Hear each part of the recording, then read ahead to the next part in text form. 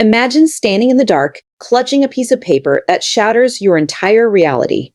You thought you knew every secret, every corner of your life, but the man you swore a lifetime of vows to has been living a double life right under your nose. The betrayal isn't just a mistake. It is a calculated, cold-blooded dismantling of everything you built. You look at your wedding photos and realize the man standing next to you was a stranger all along. The laughter, the late-night talks, the promises, all of it, a mask. You are currently listening to Legacy of Pain, and what I am about to tell you will make you question everyone you trust. If you think you know who your husband really is, you are wrong. And the truth? It is waiting just behind the door you are terrified to open.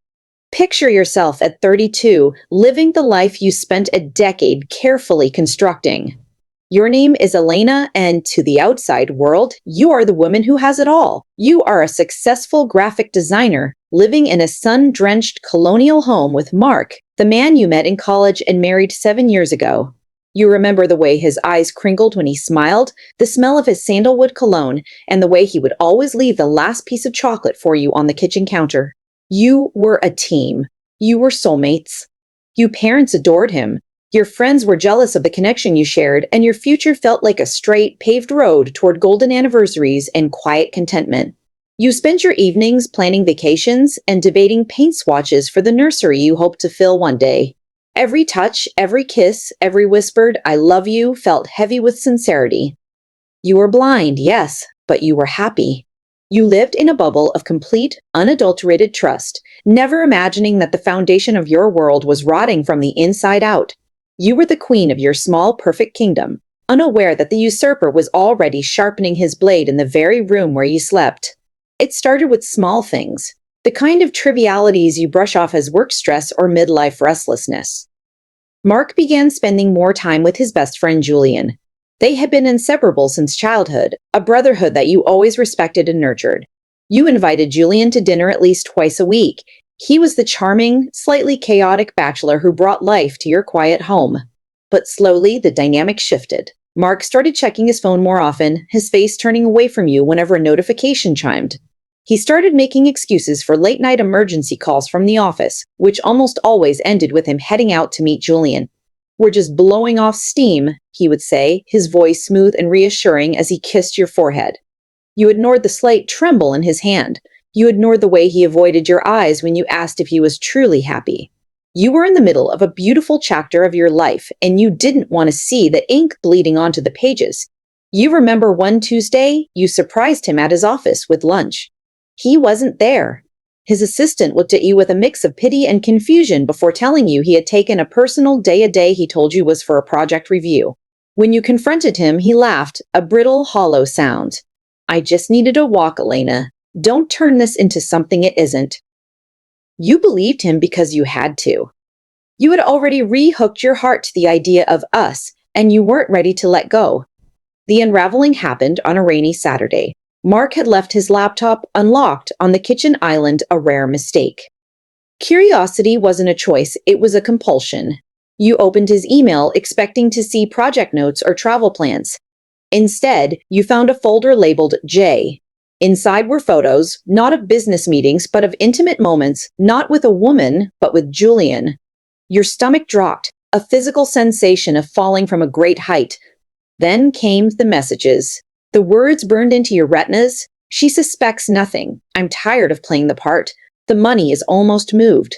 The reality hit you with the force of a physical blow. You weren't just being cheated on, you were being robbed. Your home, your savings, your reputation, they were all part of a grand design to facilitate a life you were never meant to be a part of.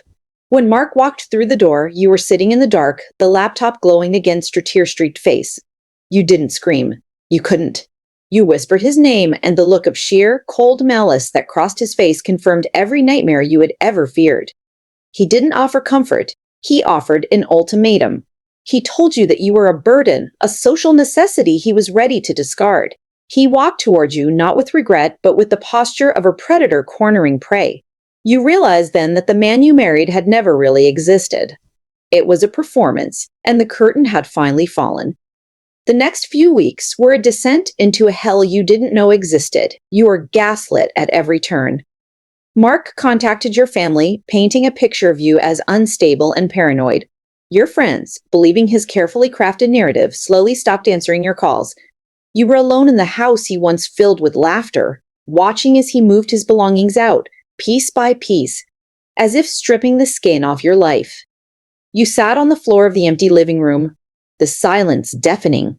There was no one to hold you, no one to tell you that it would be okay. The legal notices started arriving, claims that you had mismanaged funds, attempts to strip you of your ownership of the home. You were being erased. You stood in front of the mirror and didn't recognize the hollow-eyed woman staring back. You wanted to die, not because you were weak, but because the weight of the lie was too heavy to carry. You remember looking at your wedding ring, the diamond that once sparkled with promise, and feeling only the cold, hard weight of a prison shackle. You were broken, abandoned, and terrified, trapped in a legacy of pain that seemed to have no exit. Every time you tried to speak the truth, someone silenced you. You were invisible, a ghost in your own existence. Hope arrived in the most unlikely form, a discarded tablet Julian had left behind during one of their meetings at your house months ago. You had tossed it in a junk drawer, completely forgetting its existence until you were packing up to move out. You turned it on, expecting nothing, and found a cloud backup of every text, every document, and every transaction the two of them had shared for years. It wasn't just infidelity, it was a long-term financial fraud. They had been laundering money through your accounts, using your name to hide their tracks.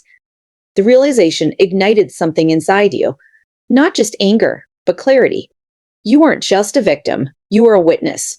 You spent sleepless nights documenting everything, organizing the evidence, and finding a lawyer who didn't care about Mark's social status. You stopped crying and started calculating. The tension that had kept you paralyzed for months began to shift. You weren't waiting for justice anymore. You were going to deliver it. You felt the power returning to your hands, the same hands that had built their comfortable life, now ready to dismantle theirs.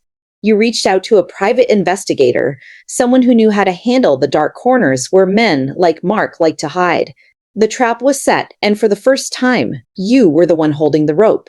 The final confrontation didn't happen in a courtroom, but in the sterile, bright lights of a police station where Mark and Julian were brought in for questioning. You watched from behind the observation glass as their arrogance crumbled, replaced by the frantic, pathetic scrambling of men who realized their game was over. You didn't need to say a word to them. You walked past them in the hallway, your head held high, looking at them not with hatred, but with the crushing indifference they deserved. The recovery of your assets took time, and the emotional scars would likely never fully fade. You moved to a new city, changed your name, and started over. You learned that the greatest act of revenge wasn't destroying them, but reclaiming the happiness they tried to steal. You found closure not in their punishment, but in your own liberation. You are free. You are whole. And most importantly, you are the author of your own story now, no longer defined by the legacy of pain they forced upon you. You look back at the years you lost and realize they were just the price of admission to the woman you were always meant to become. Looking back at the path I walked, I realized that silence is the greatest ally of the betrayer. You have heard my story, a testament to the fact that even the deepest wounds can eventually become the source of your greatest strength. But now I want to hear from you. If you were in my shoes, knowing what I know now, what would you have done differently? Would you have stayed to fight? Or would you have walked away the second you saw the first sign? Drop your thoughts in the comments below. Your perspective might just save someone else from the same fate. If this story resonated with your own journey, please like this video and subscribe to the channel so we can continue to shine a light on these hidden truths. Until next time, stay vigilant and remember, trust is a gift, not a right.